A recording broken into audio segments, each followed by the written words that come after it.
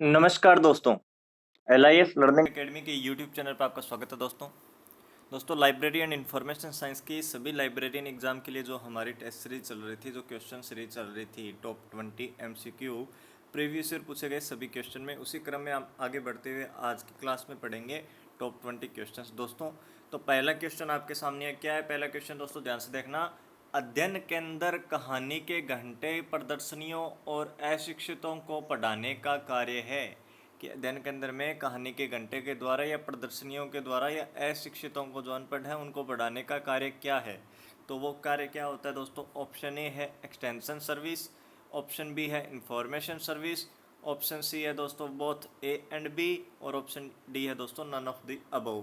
तो अध्ययन के अंदर कहानी प्रदर्शनियों के माध्यम से पढ़ाना दोस्तों, यानी विद्यालय स्तर, महाविद्यालय स्तर या कोई भी शैक्षणिक संस्था है उससे बाहर जाकर अनपढ़ों को शिक्षित करना पढ़ाना दोस्तों, वो होता है विस्तार सेवा। क्या होता है? विस्तार सेवा। और विस्तार सेवा को इंग्लिश में क्या बोला जाता है दोस्तों? Extension service. क्या बोला जाएगा? Extension service. तो इसका राइट आंसर क्या होगा? विस्तार सेवा। अध्ययन के अंदर कहानी के घंटे प्रदर्शनी और अशिक्षितों के माध्यम से पढ़ाने का कार्य क्या है? एक्सटेंशन सर्विसेज दोस्तों। Next question, model public library act को 1930 में SR रंगनाथन ने कहाँ प्रस्तुत किया? कि 1930 में मॉडल पब्लिक लाइब्रेरी एक्ट आया था, जिसको प्रस्तुत किया था डॉक्टर रंगनाथन जी द्वारा। ये मॉडल दोस्तों कहाँ प्रस्तुत किया था, यानी सर्वप्रथम कहाँ पर प्रस्तुत किया गया था, प्रदर्शित किया गया था? तो पहला ऑप्शन क्या है? Asian educational conference, option B Andhra Pradesh library association conference, या option D Indian public library conference. Conference होता है दोस्तों सम्मेलन या कन्वेंशन भी बोल सकते हैं दोस्तों इसको। तो ये जो मॉडल पब्लिक लाइब्रेरी एक्ट है ये 1930 में आया, SR रंगनाथन जी ने प्रस्तुत किया। और कहाँ किया था दोस्तों? एशियन एजुकेशनल कॉन्फ्रेंस के अंदर प्रस्तुत किया था। इसका राइट आंसर क्या है? Asian educational conference. और ये कहाँ था? लाहौर के अंदर दोस्तों। अगला क्वेश्चन, उस राज्य का नाम बताइए जिसमें पुस्तकालय कानून नहीं है, लाइब्रेरी लेजिस्लेशन नहीं है, लाइब्रेरी लेजिस्लेशन अधिनियम या एक्ट नहीं है, कौन सा वह राज्य है? Option A Rajasthan, option B Uttar Pradesh, option C Haryana, या ऑप्शन डी जम्मू कश्मीर। जैसा कि आपको पता है दोस्तों, राजस्थान, उत्तर प्रदेश, हरियाणा तीनों में पुस्तकालय अधिनियम बना हुआ है, कानून बना हुआ है, लेकिन जम्मू कश्मीर में नहीं है। तो इसका राइट आंसर क्या है? जम्मू एंड कश्मीर। और ये सभी क्वेश्चन आपके DSSB दिल्ली लाइब्रेरियन एग्जाम में पूछे गए प्रीवियस ईयर पेपर के क्वेश्चन है, DSSB लाइब्रेरियन एग्जाम 2014 के दोस्तों। नेक्स्ट क्वेश्चन, विस्तार सेवा इनमें से किसकी एक विशेषता है? कि जो एक्सटेंशन सर्विसेज है वो किसकी एक विशेषता है? पब्लिक लाइब्रेरी की, ऑप्शन बी कॉलेज लाइब्रेरी की, ऑप्शन सी यूनिवर्सिटी लाइब्रेरी की, option D all the library. दोस्तों कॉलेज लाइब्रेरी यानी महाविद्यालय स्तर पर लाइब्रेरी होती है, जो वहाँ विद्यार्थी हैं उनके लिए पाठ्य सामग्री उपलब्ध कराना यूनिवर्सिटी का काम, यूनिवर्सिटी के अंदर। लेकिन जो पब्लिक लाइब्रेरी यानी दोस्तों सार्वजनिक पुस्तकालय, सार्वजनिक पुस्तकालय में दोस्तों विस्तार सेवा की जाती है, यानी जो अनपढ़ है, निरक्षर हैं, जिनको पता नहीं है, तो दोस्तों उनको पब्लिक लाइब्रेरी के माध्यम से विस्तार सेवा दी जाती है, पुस्तकों का विस्तार किया जाता है, एक्सटेंशन सर्विसेज। तो इसका विस्तार सेवा किसकी एक विशेषता है? पब्लिक लाइब्रेरी की एक विशेषता है दोस्तों। अगला क्वेश्चन, मोबाइल पुस्तकालय के लिए यानी मोबाइल लाइब्रेरी के लिए रंगनाथन जी द्वारा कौन सा शब्द प्रयोग में लिया गया था? ये क्वेश्चन दोस्तों बार बार सभी को आता है कि सर इसका राइट आंसर क्या होता है, राइट आंसर क्या होता है दोस्तों। ये DSSB में पूछा गया है, जो उसकी फाइनल आंसर की ऑथेंटिक आंसर की है, उसके जो आंसर रहने वाला है वो आंसर है। पहला ऑप्शन क्या है? मूविंग लाइब्रेरी, सेकेंड ऑप्शन लिब्रासिन, option C library on wheels, option D all the above. तो जो मोबाइल लाइब्रेरी है दोस्तों, यानी एक्सटेंशन सर्विस के लिए मोबाइल लाइब्रेरी जो रंगनाथन जी द्वारा शब्द प्रयोग में किया गया था, वो उसके लिए मोबाइल लाइब्रेरी के लिए रंगनाथन जी द्वारा कौन सा शब्द उपयोग में लिया गया? वो लिया गया था दोस्तों आपका लाइब्रेरी ऑन व्हील्स। कौन सा लिया गया था? लाइब्रेरी ऑन व्हील्स दोस्तों, की पुस्तकालय पहियों के रूप में। अगला क्वेश्चन दोस्तों, भारत के किस राज्य में 1948 में पहला सार्वजनिक पुस्तकालय अधिनियम पारित किया गया? ये दोस्तों हमने पिछली सीरीज में भी क्वेश्चन पढ़ा है, तो आप इसका आंसर देने की करना कोशिश की क्या इसका राइट आंसर होगा कि किस राज्य में सबसे पहले पुस्तकालय अधिनियम पारित किया गया था। Option A Tamil Nadu, option B Maharashtra, option D Karnataka, या ऑप्शन डी उत्तर प्रदेश। तो दोस्तों मद्रास तमिलनाडु में, चेन्नई आपको पता है, तो इसका राइट आंसर क्या होगा? तमिलनाडु। कौन सा राज्य है? तमिलनाडु। यहाँ अगर तमिलनाडु ऑप्शन में ना आकर मद्रास होता तो वो भी क्या था दोस्तों? राइट आंसर था। अगला क्वेश्चन, भारत में सबसे पुराना और सबसे बड़ा लाइब्रेरी एसोसिएशन कौन सा है? भारत का पूछा है दोस्तों, ये आप ऑप्शन देख के ये आप क्वेश्चन को अच्छे से पढ़ना, यहाँ विश्व स्तर पर नहीं पूछा है। क्या पूछा है कि भारत में सबसे पुराना और सबसे बड़ा लाइब्रेरी एसोसिएशन कौन सा है, तो भारत का दोस्तों सबसे बड़ा लाइब्रेरी एसोसिएशन है ऑप्शन आपका B ILA, Indian library association. कब बना था, 1933, 1933 में। और विश्व की पूछ ले कि विश्व में सबसे पुराना और सबसे बड़ा लाइब्रेरी एसोसिएशन कौन सा है, तो वो है दोस्तों आपका ALA, अमेरिकन लाइब्रेरी एसोसिएशन। स्थापना कब हुई थी, 1876, 1876 के अंदर दोस्तों। विश्व स्तर पर ALA, भारत स्तर पर ILA दोस्तों। नेक्स्ट क्वेश्चन, भारत में सार्वजनिक पुस्तकालय अधिनियम कौन सा था। सर पहला सार्वजनिक पुस्तकालय अधिनियम दोस्तों, ये क्वेश्चन पढ़ लिया हमने, कौन सा है, मद्रास पब्लिक लाइब्रेरी एक्ट। कब, 1948 के अंदर, 1948 के अंदर दोस्तों। ये इतना इंपॉर्टेंट क्वेश्चन है, सबसे इजी क्वेश्चन है, फिर भी हर एग्जाम में पूछ लिया जाता है दोस्तों, बार बार रिपीटेड क्वेश्चन था। नेक्स्ट क्वेश्चन, लाल समिति मुख्य रूप से क्यों स्थापित की गई थी दोस्तों। जो कमीशंस कमेटीज मैंने बताया कि इसको अच्छे से रीड करके जाना है, कमेटी कमीशन से एक क्वेश्चन आता ही आता है। तो ऑप्शन ए क्या है, हायर एजुकेशन के लिए स्थापित की गई थी, बनाई गई थी। ऑप्शन बी यूनिवर्सिटी लाइब्रेरी के लिए बनाई गई थी, या ऑप्शन सी लाइब्रेरी ट्रेनिंग के लिए बनाई गई थी, ऑप्शन डी एमलिप साइंस यानी एमलिप शिक्षा के लिए, master of library and information science शिक्षा के लिए बनाई गई थी। तो जो लाल समिति है दोस्तों, ध्यान रखना किसके लिए बनाई गई थी, लाल समिति आपकी बनाई गई थी दोस्तों एमलिब के लिए। किसके लिए, एमलिब के लिए दोस्तों। अगला क्वेश्चन, कितने भारतीय राज्यों में पुस्तकालय कानून पारित किया जा चुका है, कि कितने भारतीय पुस्तकालयों में अब तक कानून पारित किया जा चुका है दोस्तों। इसका जब ये क्वेश्चन पूछा गया तो दोस्तों तब ऑप्शन इसका राइट आंसर क्या आएगा, 19। अब दोस्तों जैसे केंद्र शासित प्रदेश जम्मू कश्मीर एंड अलग अलग राज्य बना दिए, तो अब इसके आंकड़े हैं दोस्तों वो अलग अलग हैं, 21 आंकड़े हैं इसके। तो अब लेकिन क्वेश्चन पूछा गया है उसके अकॉर्डिंग क्या है दोस्तों, कितने भारतीय राज्यों में पुस्तकालय कानून अधिनियम पारित किया जा चुका है, 19 राज्यों में पारित किया जा चुका है।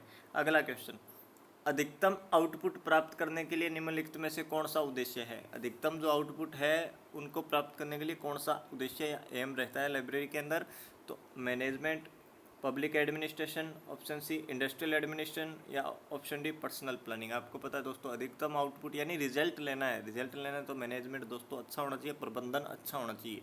तो क्या इसका राइट आंसर क्या होगा, मैनेजमेंट या प्रबंधन। अगला क्वेश्चन, भारत में मानकों को निर्धारण करने के लिए प्रमुख संस्थान कौन सा है, कि भारत है, भारत में मानक यानी स्टैंडर्ड कौन निर्धारण करता है, कौन सी संस्था है जो मानकों का स्टैंडर्ड को निर्धारित करता है, तो वो निर्धारित करता है दोस्तों ब्यूरो ऑफ इंडियन स्टैंडर्ड। कौन करता है, ब्यूरो ऑफ इंडियन स्टैंडर्ड, जिसे शॉर्ट में BISB दोस्तों आपने देखा होगा, BIS 03 या ISO द्वारा प्रमाणित ये दोस्तों स्टैंडर्ड होते हैं, मानक हैं दोस्तों, ब्यूरो ऑफ इंडियन स्टैंडर्ड। इसका राइट आंसर होगा कि भारत में मानकों का निर्धारण करने वाली संस्था कौन सी है, BIS, bureau of Indian standard.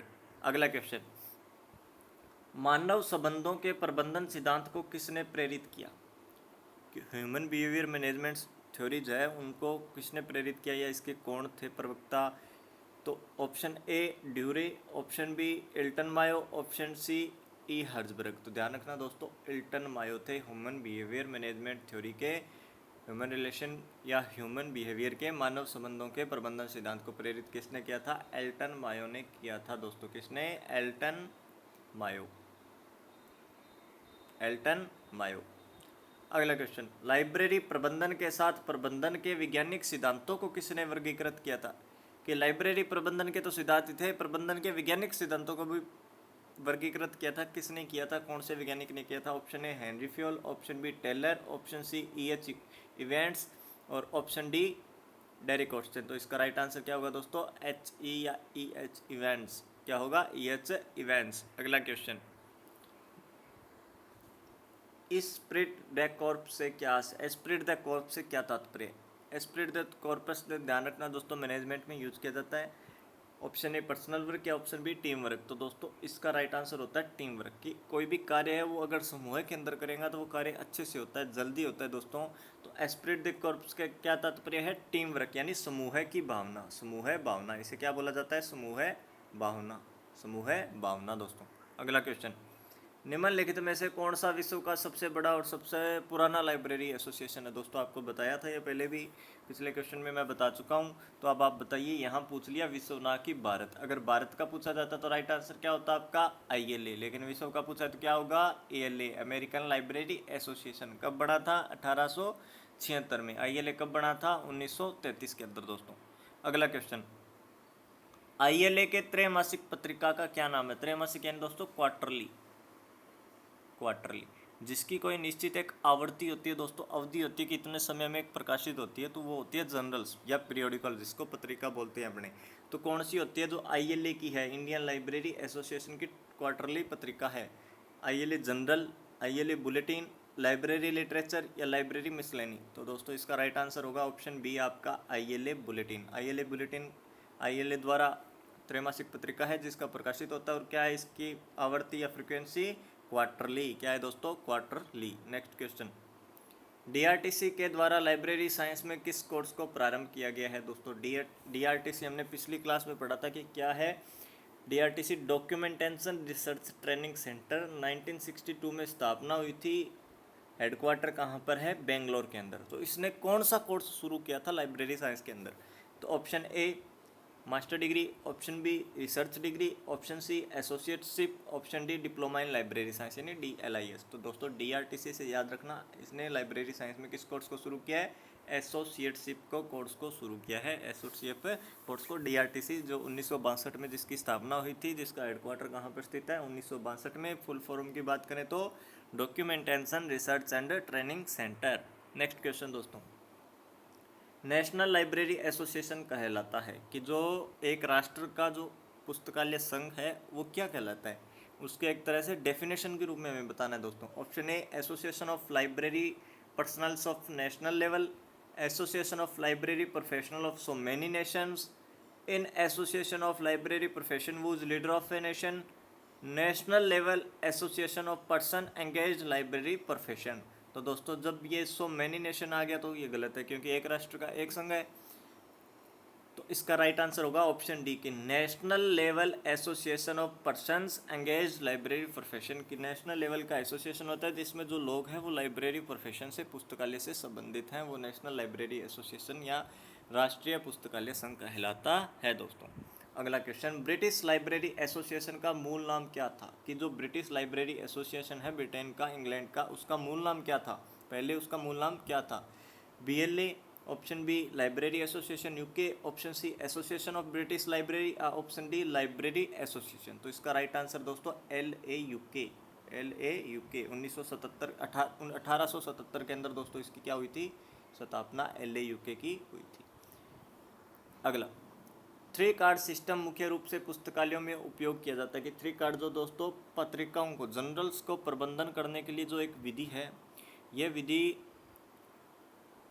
किसके लिए उपयोग में ली जाती है? तो आपको बता दिया, जर्नल्स के लिए उपयोग में ली जाती है। सर्कुलेशन ऑफ बुक्स आ गया तो ये गलत है। सीरियल सिलेक्शन, ये भी दोस्तों सिलेक्शन चेन के लिए नहीं की जाती। Option C equation and control of serials, ये बिल्कुल सही है दोस्तों कि पत्रिकाओं के प्रबंधन के लिए उपयोग की जाती है। पत्रिकाओं को दोस्तों पीरियोडिकल, जनरल, सीरियल्स बोल सकते हैं। और ऑप्शन डी बुक सिलेक्शन, ये गलत है। तो इसका राइट आंसर क्या है? Equation and control of serial, यानी पत्रिकाओं के प्रबंधन के लिए 3 कार्ड सिस्टम पद्धति के उपयोग में ली जाती है। जिसको किसने निर्माण किया था? यह प्रतिपादक कौन है? डॉक्टर रंगनाथन। कौन है दोस्तों? रंगनाथन। 3 कार्ड से याद रखोगे क्या? इसमें 3 पत्रकों का या 3 कार्ड का प्रयोग किया जाता है। अगला क्वेश्चन, पुस्तकों में सेल्फ सूची का मुख्य उपयोग होता है। पुस्तकों में सेल्फ लिस्ट होती है, जो सेल्फ दोस्तों उसका उपयोग क्यों किया जाता है? बुक सिलेक्शन के लिए, बी सर्कुलेशन के लिए, सी कैटलॉगिंग के लिए, या डी स्टॉक वेरिफिकेशन के लिए। दोस्तों जो सभी यूनिट्स है जिनमें से क्वेश्चन पूछे जाते हैं, 5 की 5 यूनिट आपको करवाई गई है। सबसे पहले थ्योरी, अगर आपने अभी तक मैनेजमेंट की क्लासेस नहीं लगाई है, सभी लाइब्रेरी प्रबंधन की, लाइब्रेरी में कौन कौन से विभाग, कौन कौन से सेक्शन होते हैं, तो सभी क्लासेस ज़रूर लगा लें दोस्तों। 1-1, 2-2 क्लासेस लगानी है आपके लिए। प्ले लिस्ट बनी हुई है, आप यूट्यूब चैनल पर ही क्लासेस देख सकते हैं। सभी क्लासेस आप अच्छे से पढ़ें। उसके बाद में ये MCQ सीरीज़ आपके लिए बेहद फ़ायदेमंद रहने वाली है, क्योंकि सभी क्वेश्चन प्रीवियस ईयर क्वेश्चन पूछे गए पर्सन हैं।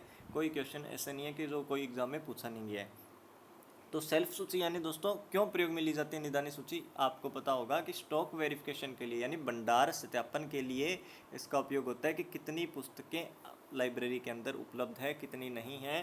स्टॉक वेरिफिकेशन करने के लिए पुस्तकालयों में सेल्फ सूची का उपयोग किया जाता है। यहाँ कर लेना दोस्तों, पुस्तकालयों में सेल्फ सूची का मुख्य उपयोग होता है स्टॉक वेरिफिकेशन के लिए।